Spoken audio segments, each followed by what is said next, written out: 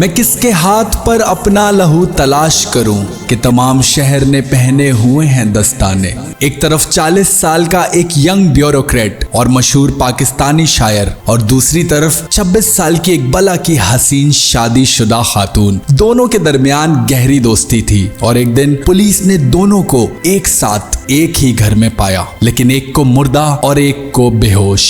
जोश मलिया आबादी के शागिर्द और फैज अहमद फैज के करीबी दोस्त मुस्तफा जैदी ने अपनी मौत के वक्त अपना नापसंदीदा नीले रंग का कुर्ता पहना हुआ था और उनके कत्ल का इल्जाम high profile society girl Shahnaz Gul पर लगा। मुअम्मा तो ये था कि 2 पोस्टमार्टम्स करने के बाद भी मुस्तफा जैदी के मुंह और नाक से खून आने की वजह आखिर तक एक मिस्ट्री ही बनी हुई थी। मुस्तफा जैदी का कत्ल हुआ था या उन्होंने खुदकुशी की थी। मुस्तफा जैदी की मौत के बाद इन्वेस्टिगेटर्स को उनकी अलमारी से एक ब्रीफ केस मिला, लेकिन इस ब्रीफ केस में ऐसा क्या था जिनसे उन्हें लगा कि वो शहनाज गुल को बदनाम करने का प्लान कर रहे थे। ये कहानी है जिनसी ताल्लुकात की, स्कैंडल्स की और गॉसिप्स की, और कहानी सुनने के लिए आज आपको मेरे साथ 55 साल पीछे चलना पड़ेगा।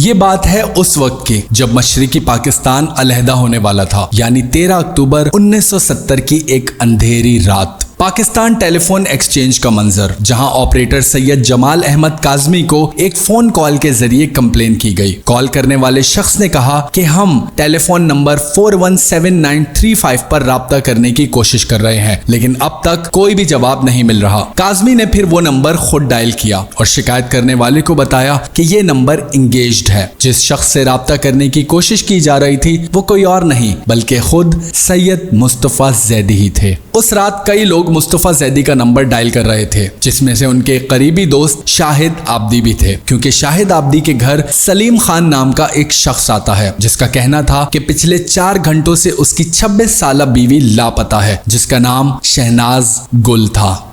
उस वक्त रात के 2 बज रहे थे और आखिरकार जब मुस्तफा जैदी ने फोन नहीं उठाया तो सलीम खान, शाहिद आब्दी, उनकी बीवी और साले जाफर रिजवी तमाम लोग मुस्तफा जैदी के घर पहुंचे। गाड़ी से उतरते ही सबसे पहले शाहिद आब्दी ने उनके चौकीदार इकबाल से पूछा कि मुस्तफा कहाँ हैं। चौकीदार ने कहा कि वो अपने बेडरूम में सो रहे हैं, लेकिन घर का दरवाजा काफी बार बजाने पर भी कोई खोल नहीं रहा था। हालांकि बाहर लगा एसी का आउटर अब भी चल रहा था, जबकि मुस्तफा जैदी की गाड़ी भी गैरेज में पार्क्ड थी। ये देखकर ये लोग वाकई समझे कि शायद मुस्तफा जैदी अंदर सो रहे हैं और ये तमाम लोग वहां से चले गए। सलीम खान की ये रात काफी बेचैनी में गुजरी। जाहिर है उसकी जवान और खूबसूरत बीवी बताए बगैर घर से गायब थी। अगली सुबह 7:30 बजे शाहिद आब्दी ने दोबारा मुस्तफा जैदी को कॉल मिलाई और जवाब ना आने पर उनके साले जाफर ने अपने दोस्त और कराची के जिला मजिस्ट्रेट शफीक अहमद से राब्ता किया। शफीक ने कहा कि अब उन्हें इस मामले में पुलिस को इन्वॉल्व करना चाहिए। आखिरकार पुलिस मुस्तफा के घर पहुंची और उनके घर का दरवाजा तोड़ा गया। जब पुलिस घर के अंदर दाखिल हुई और जो मंजर उन्होंने देखा, उनकी तो सांसें चढ़ना और दिल तेजी से धड़कना शुरू हो गए। इस कमरे का मंजर एक खतरनाक और हौलनाक मौत की कहानी चीख चीख कर बयान कर रहा था। मुस्तफा जैदी नीले रंग के कुर्ते और ट्राउजर में अपने बेड पर पड़े हुए थे। उनकी नाक और मुंह से खून निकल रहा था, जबकि जिस्म पर किसी भी जख्म का कोई निशान नहीं था। फोन का रिसीवर नीचे लटका हुआ था। ऐसा मालूम हो रहा था जैसे उन्होंने किसी को कॉल करने की कोशिश की हो। पुलिस ने ये मंजर देखकर फौरन घर की तलाशी शुरू कर दी और अब जो पुलिस को सरप्राइज मिला वो देखकर पुलिस अफसरान के मुंह भी खुले के खुले रह गए। घर के अंदर कॉरिडोर में पुलिस ने देखा कि एक जवान और खूबसूरत खातून बेहोश पड़ी हुई हैं और वो कोई और नहीं बल्कि शहनाज गुल ही थी। शहनाज गुल को फौरन कराची के जिना हॉस्पिटल ले जाया गया। मुस्तफा जैदी कोई आम आदमी नहीं थे। इसका अंदाजा आप इस बात से लगा सकते हैं कि उनकी मौत की खबर सुनते ही मशहूर शायर फैज अहमद फैज भी ताजियत करने के लिए जिना हॉस्पिटल चले आए। खैर अब केस पर वापस आते हैं। कराची का मारूफ नौजवान शायर अपने ही घर में मुर्दा पाया गया था। अब अदालती कार्रवाई शुरू हो चुकी थी। मुस्तफा जैदी के भतीजे शाहिद रजा को गवाही देने के लिए अदालत में पेश किया गया, जिसने बताया कि कमरे का आधे से ज्यादा फर्नीचर उल्टा हुआ था, लैंप नीचे गिरा हुआ था। 4 दर्जन के करीब नींद की गोलियां बिस्तर और फर्श पर बिखरी हुई थी। 2 कप थे जिसमें कुछ कॉफी बची हुई थी। फोन के पास नीले रंग की 3 छोटी गोलियां भी पड़ी हुई थी और कुछ कागज बिखरे हुए थे जिन पर मुस्तफा जैदी जर्मन जबान में कुछ लिखने की कोशिश कर रहे थे। पोस्टमार्टम रिपोर्ट्स बता रही थी कि मुस्तफा जैदी की मौत 18 से 24 घंटे पहले हुई थी। जब इस केस के जज ने शहनाज गुल के बारे में तफसील तलब की तो प्रोसिक्यूशन लॉयर ने मुस्तफा जैदी और शहनाज गुल के बारे में एक ऐसी कहानी सुनाना शुरू की जो सुनकर आपको भी यही लगेगा कि यह माजी का नहीं बल्कि मुस्तकबिल का कराची था। प्रोसिक्यूशन लॉयर बताते हैं मुस्तफा जैदी को काफी यंग एज में ही मकबूलियत मिलना शुरू हो गई थी। इसका मतलब ये हुआ कि जब मुस्तफा जैदी पाकिस्तान आए तो वो पहले से ही काफी मशहूर शख्सियत थे।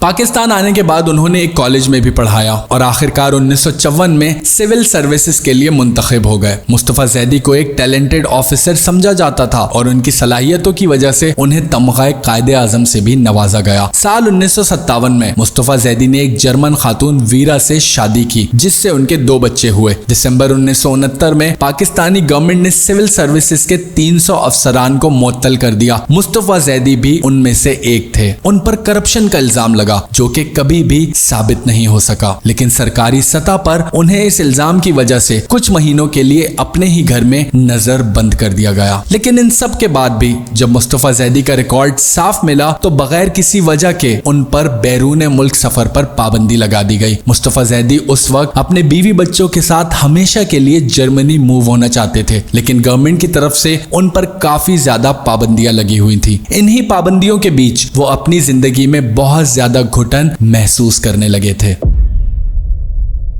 अब प्रोसिक्यूशन लॉयर ने इस कहानी को अचानक से मोड़ते हुए बताया कि अगर मुस्तफा जैदी अपनी शायरी के लिए मशहूर थे तो शहनाज गुल अपनी खूबसूरती के लिए। शहनाज गुल के शौहर सलीम खान उनसे 30 साल बड़े थे। सलीम खान से शहनाज की पहली औलाद सन 1964 में हुई थी और इसी दौरान वो लाहौर से कराची रहने आ गई थी। शहनाज और उनके शौहर की मुस्तफा जैदी से पहली मुलाकात कराची के सिंध क्लब में हुई थी। इस पहली मुलाकात में ही मुस्तफा जैदी का शहनाज गुल पर दिल आ गया था। उन्होंने अपने दोस्तों को बताया कि वो शहनाज को बहुत ज्यादा पसंद करने लगे हैं। मुस्तफा जैदी जब अपने दोस्तों के साथ कहीं घूमने फिरने जाते तो सलीम खान और शहनाज गुल को लाजमी शामिल कर लेते। हालांकि मुस्तफा जैदी के दोस्तों ने उन्हें कई बार समझाया कि शहनाज गुल शादीशुदा हैं और उनसे ताल्लुकात बनाने से पहले उन्हें सोचना चाहिए, लेकिन मुस्तफा जैदी ने किसी की भी नहीं सुनी। आखिरकार 1965 के बाद मुस्तफा जैदी कराची शिफ्ट हो गए और शहनाज गुल के साथ उनके ताल्लुकात मजीद गहरे हो गए। जब जिना हॉस्पिटल में शहनाज गुल के मैदे की सफाई हुई तो मालूम हुआ कि उन्होंने लिबेरियम की गोलियां खाई हुई थी जो कि वैलियम जैसी ही होती हैं। शहनाज गुल ने पुलिस को बताया कि उन्हें इसके सिवा कुछ याद नहीं कि वो मुस्तफा जैदी से मिलने उनके घर गई थी। जब पुलिस ने पूछा कि आखिर आप उनके घर गई ही क्यों थी तो जवाब में शहनाज ने बताया कि मुस्तफा जैदी ने उन्हें फोन कॉल की और कहा कि अगर अभी इसी वक्त तुम मुझसे मिलने नहीं आई तो मैं अपनी जान ले लूंगा। मुस्तफा जैदी ने उनकी शान में 5 नज़में भी लिखी थी जिसमें से एक थी अपनी जान नजर करूं। इस केस के एक सीनियर इन्वेस्टिगेटर और डिप्टी कमिश्नर अब्दुल रशीद खान को जब अदालत में पेश किया गया तो उन्होंने बताया कि उन्हें मुस्तफा जैदी की अलमारी से एक ब्रीफ केस मिला है। इस ब्रीफ केस में एक पिस्टल, 25 गोलियां और 4000 पैम्फलेट्स भी थे जिस पर शहनाज गुल की गैर इखलाकी तस्वीर छपी हुई थी और लिखा हुआ था कराची की क्रिस्टीन किलर शहनाज। मुस्तफा जैदी की मौत से चंद महीने पहले शहनाज ने यूरोप का विजिट किया और इस विजिट के दौरान मुस्तफा जैदी उस टाइम शहनाज को कराची से यूरोप कॉल किया करते थे, लेकिन इतनी महंगी कॉल करने पर भी मुस्तफा जैदी को ऐसा लगा जैसे शहनाज उन्हें इग्नोर कर रही है और यहाँ से मुस्तफा जैदी का रवैया गुस्से और इंतकाम में बदल गया। अब उन पैम्फलेट्स की बात कर लेते हैं। तो मुस्तफा जैदी ने शहनाज गुल को कराची की क्रिस्टीन किलर कहकर बुलाया था। ये पैम्फलेट्स गैर कानूनी तौर पर मुस्तफा जैदी ने अपने एक दोस्त की प्रिंटिंग प्रेस से छपवाए थे। असल में क्रिस्टीन किलर एक ब्रिटिश मॉडल थी जिसके 1961 में British secretary of state John Profumo के साथ ताल्लुकात थे। किलर उस वक्त पाकिस्तान के सदर अयूब खान की भी दोस्त थी और उस वक्त के ब्रिटिश न्यूज़पेपर के मुताबिक दोनों को ही एक साथ एक ही स्विमिंग पूल में बगैर कपड़ों के नहाते हुए देखा गया था। मुस्तफा जैदी की मौत के बाद मॉर्निंग न्यूज के नुमाइंदे SK पाशा ने शहनाज गुल का इंटरव्यू किया, जिसमें उन्होंने बताया कि मुस्तफा जैदी सिर्फ उनके अच्छे दोस्त थे और उनके दरमियान किसी भी किस्म के जिनसी ताल्लुकात नहीं थे। लेकिन मुस्तफा जैदी के बेड और कमरे से मिले DNA सैंपल्स वहां शहनाज गुल की मौजूदगी भी जाहिर कर रहे थे। अब ये मामला काफी हद तक एक मर्डर मिस्ट्री बनता जा रहा था। आखिरकार मुस्तफा जैदी की कब्र कुशाई करके एक दूसरा पोस्टमार्टम किया गया। ये सब इसलिए था ताकि मुस्तफा जैदी की मौत की असल वजह सामने आ सके। उनकी मौत जहर पीने की वजह से जरूर हुई थी, लेकिन मौत के बाद भी उनकी नाक और मुंह से खून आने की वजह अब भी एक मिस्ट्री बनी हुई थी। आखिरकार मुस्तफा जैदी की मौत के 2 हफ्ते बाद पुलिस ने एक प्रेस कॉन्फ्रेंस की और कहा कि हम इन्वेस्टिगेशन कर रहे हैं। अब तक हमें इस केस में शहनाज गुल का हाथ नजर नहीं आता और ये केस एक सुसाइड के तौर पर नजर आ रहा है। मुस्तफा जैदी के भाई इर्तिजा जैदी ने कहा कि अगर ये खुदकुशी थी तो मुस्तफा जैदी और शहनाज गुल ने एक ही जहर क्यों नहीं पिया, और उन्होंने ये भी कहा कि मुस्तफा के पास तो एक गन भी हुआ करती थी। अगर ऐसा ही था तो वो तड़प तड़प कर क्यों मरता, वो खुद को एक गोली भी मार सकता था। एक और इंकशाफ जो उन्होंने किया कि मौत के वक्त मुस्तफा जैदी ने जो नीले रंग का कुर्ता पहना हुआ था उस रंग को वो सख्त नापसंद किया करते थे। उनका मानना था कि जब भी मैं ये रंग पहनता हूँ तो मेरे साथ कुछ गलत होता है। इन तमाम बातों से तो ये साबित हो रहा था कि पुलिस शायद शहनाज गुल को बचाने की कोशिश कर रही थी और फिर उस वक्त के मीडिया ने अपना काम शुरू किया। मीडिया ने इस केस को हद से ज्यादा उठाना शुरू कर दिया। उस वक्त के तकरीबन हर अखबार का ही फ्रंट पेज न सिर्फ शहनाज गुल की तस्वीर छापा करता था बल्कि उन्हें मुस्तफा जैदी का कातिल भी कहता था। आखिरकार सिंध और बलूचिस्तान हाई कोर्ट के सीनियर जज अब्दुल कादिर शेख ने सिंध पुलिस को इस केस के मुतालिक अब तक की तमाम रिपोर्ट्स पेश करने का ऑर्डर दे दिया। नतीजा ये निकला कि 5 नवंबर 1970 को शहनाज गुल के खिलाफ पाकिस्तान पीनल कोड के सेक्शन 302 और 34 के तहत कत्ल का मुकदमा दर्ज हो गया। उसी रात क्राइम ब्रांच के अहलकारों ने शहनाज गुल के घर पर छापा मारा जहां वो अपने बेड पर सो रही थी। बिलाखिर अहलकारों ने उन्हें गिरफ्तार किया और जमशेद क्वार्टर के थाने में ले आए। मुकदमे की समाअत के दौरान शहनाज गुल अपनी बात पर कायम रही कि उनका मुस्तफा जैदी के साथ कोई भी जिनसी ताल्लुक नहीं था। आखिरकार 5 नवंबर 1970 को अदालत ने कहा कि मुस्तफा जैदी की मौत का कोई ठोस सबूत नहीं मिल सका। उनकी बॉडी के 2 पोस्टमार्टम्स भी हुए थे, लेकिन कोई भी रिपोर्ट उनकी मौत की असल वजह बयान नहीं कर पा रही थी। अब इसे हमारे सिस्टम की नाअहली समझें या कुछ और, लेकिन जज ने रिमार्क्स दिए कि शहनाज गुल को की गई फोन कॉल से ये साबित होता है कि उस वक्त मुस्तफा जैदी एक शदीद डिप्रेशन की कैफियत से गुजर रहे थे और वो खुद की जान भी ले सकते थे। सीनियर जज अब्दुल कादिर शेख ने कहा कि फोन का लटका हुआ रिसीवर इस बात का सबूत है कि पहले भी मुस्तफा जैदी ने 3 बार खुदकुशी करने की कोशिश की थी और हर बार किसी न किसी को टेलीफोन कर बुलाया था। इस बार भी शायद वो यही करना चाहते थे, लेकिन मौत ने इस बार उन्हें मोहलत नहीं दी, सिर्फ इसलिए कि शहनाज गुल वहां मौजूद थी। ये नहीं कहा जा सकता कि ये कत्ल उन्होंने किया है। लिहाजा